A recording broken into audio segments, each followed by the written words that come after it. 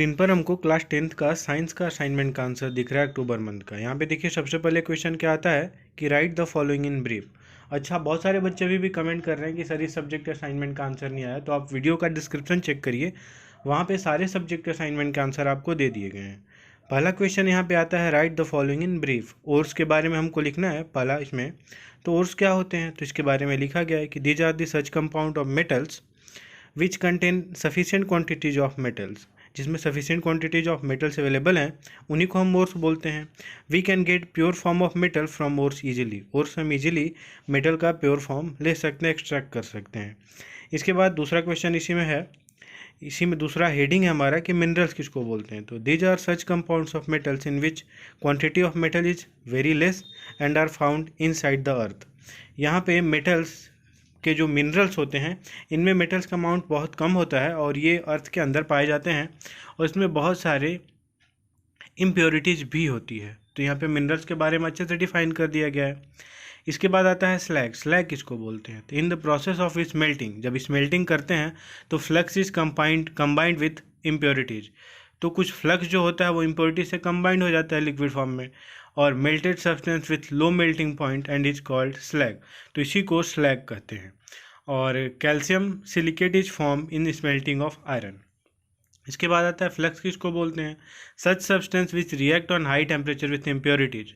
ऐसे जो सब्सटेंस है वो जो इम्प्योरिटीज के साथ हाई टेम्परेचर पे रिएक्ट कर जाए तो उन्हीं को हम बोलते हैं यहाँ पे फ्लक्स। तो चारों चीज़ें यहाँ पे क्लियर है। यहाँ पे पहला क्या था, ओर्स के बारे में हमने जान लिया कि क्या होता है, मेटल्स जिसमें सफिशिएंट अमाउंट में प्रेजेंट होते हैं। और मिनरल्स क्या होते हैं, मिनरल जिसमें सफिशिएंट अमाउंट में मेटल प्रेजेंट नहीं होते, एकदम रॉ फॉर्म में होते हैं। इसके बाद आता है स्लैग। तो स्लैग क्या बोलते हैं कि स्मेल्टिंग जब होती है तो इम्प्योरिटीज़ मिक्स हो जाती हैं कुछ सब्सटेंस के साथ और इसी को बोलते हैं स्लैग। और फ्लक्स किसको बोलते हैं, ऐसे सब्सटेंस जो इम्प्योरिटीज़ के साथ मिक्स होते हैं उसको फ्लक्स बोलते हैं। तो क्लियर है पहला क्वेश्चन। इसके बाद चलिए हम चलते हैं दूसरे क्वेश्चन पे। दूसरा क्वेश्चन क्या है, discuss the extraction of iron from hematite as per the following steps. तो यहाँ पे हमको डिस्कस करना है कि आयरन को कैसे एक्सट्रैक्ट करेंगे।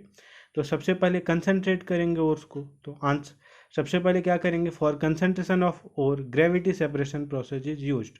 तो कंसंट्रेट करने के लिए ग्रेविटी सेपरेशन प्रोसेस यूज करेंगे। फिर reduction of oxides to metal. तो सबसे पहले उसके बाद रिडक्शन करेंगे ऑक्साइड्स का मेटल के फॉर्म में। ठीक, तो ये ध्यान दीजिए, for reduction smelting process is use. Reduction के लिए स्मेल्टिंग प्रोसेस यूज किया जाएगा।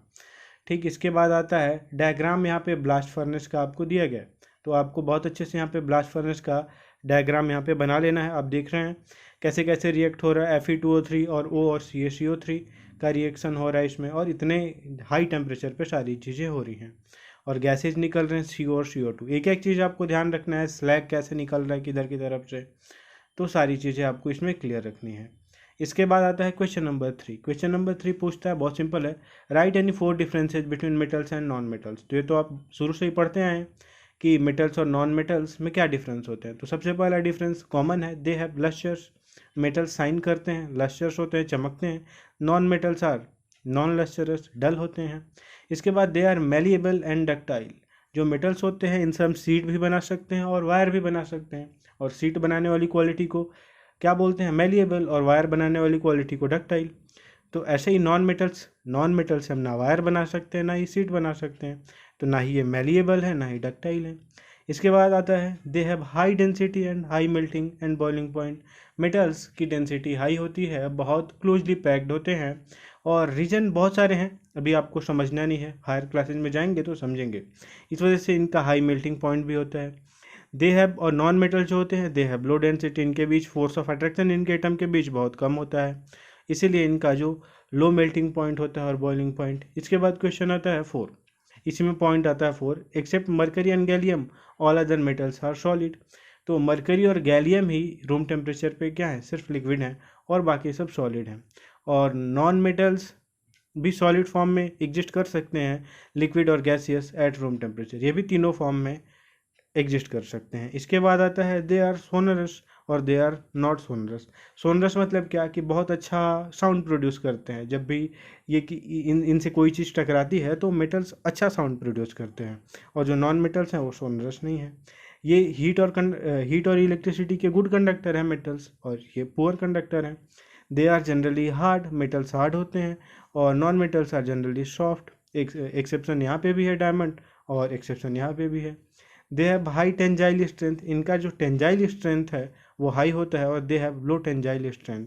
तो यहाँ पे जो टेंजाइल स्ट्रेंथ क्या होता है, आपस इनको मतलब इनकी जो स्ट्रेंथ होती है कि ये टूटते नहीं है जल्दी, ठीक ना, और जो नॉन मेटल्स होते हैं ये टूट जाते हैं। इसके बाद आता है इसमें क्वेश्चन नंबर 4। क्वेश्चन नंबर 4 क्या बोलता है, an object is kept in front of two plane mirrors which are at right angle to each other. यहाँ पे देख रहा है कि दो जो प्लेन मिरर्स हैं उनको एक दूसरे से राइट एंगल पे रखा गया, और हमको बताना है कि कितना इमेज फॉर्म होगा। तो बहुत सिंपल है, यहाँ पे लिख दिया गया है 3 इमेज फॉर्म्ड होगा, और डायग्राम भी आपको यहाँ पे ड्रॉ करके दिखा दिया गया है। बहुत अच्छे से आप देख सकते हैं कैसे कैसे रेज जा रही हैं, और सारा रे का रिफ्लेक्शन हो रहा है। यहाँ पे एक बार इमेज बन रहा है, फिर वहाँ पे उस पॉइंट पे एक बार इमेज बन रहा है। तो ऐसे करके आप देख सकते हैं maximum 3 images can be formed अगर हम दो प्लेन मिरर को राइट एंगल पे रखें तो। इसके बाद आता है क्वेश्चन नंबर 5। क्वेश्चन नंबर 5 बहुत सिंपल है, राइट स्नेल्स लॉ। तो स्नेल्स का लॉ तो आप जानते ही हैं, क्या होता है कि एंगल ऑफ इंसिडेंस और एंगल ऑफ रिफ्रैक्शन, इनका साइन ले लो और दोनों का रेशियो निकाल दो, तो ये क्या होगा, एक कांस्टेंट आएगा, और इसी को बोलते हैं स्नेल्स का लॉ। और जो कांस्टेंट आता है उसको रिफ्रैक्टिव इंडेक्स बोलते हैं, ठीक ना। रिफ्रैक्टिव इंडेक्स मतलब क्या, रिफ्रैक्टिव इंडेक्स मतलब लाइट को मोड़ने वाली एबिलिटी, लाइट को जो मीडियम बेंड कर देता है ना। तो ऐसे तरीके से आप समझेंगे यहाँ पे अच्छे तरीके से। इसके बाद दिया है कि a fish seems to be at a depth of 75 centimetre from the surface. Fish को कितने डेप्थ पे है, 75। तो what is actual distance, actual distance पूछ रहे हैं। आप तो जानते हैं कि जब भी कोई भी लाइट रे एक मीडियम से दूसरे मीडियम में जाती है तो हल्का सा मुड़ जाती है, जिसको रिफ्रैक्शन बोलते हैं, और इसी वजह से डेंसर मीडियम में जाती है तो चीज़ें कुछ ऊपर दिखने लगती हैं। तो समझ में आ रही बात। तो ऐसे रियल डेप्थ और अपेरेंट डेप्थ का फॉर्मूला आपने पढ़ा होगा। तो यहाँ पे क्या होता है, refractive index equal to real depth upon apparent depth. तो रिफ्रैक्टिव इंडेक्स हमने रख दिया 1.33, ये हमको पता है, दिया है यहाँ पे। और इसके बाद अपेरेंट डेप्थ हमको पता है 75, ये भी क्वेश्चन में गिवन है। तो रियल डेप्थ हमने निकाल लिया 0.9975 मीटर। तो ऐसे करके सारे आंसर्स आपको यहाँ पे दिए जाएंगे। सब्सक्राइब करके रखिएगा चैनल को। चलिए देखते हैं पीडीएफ इसको आप कैसे डाउनलोड कर सकते हैं।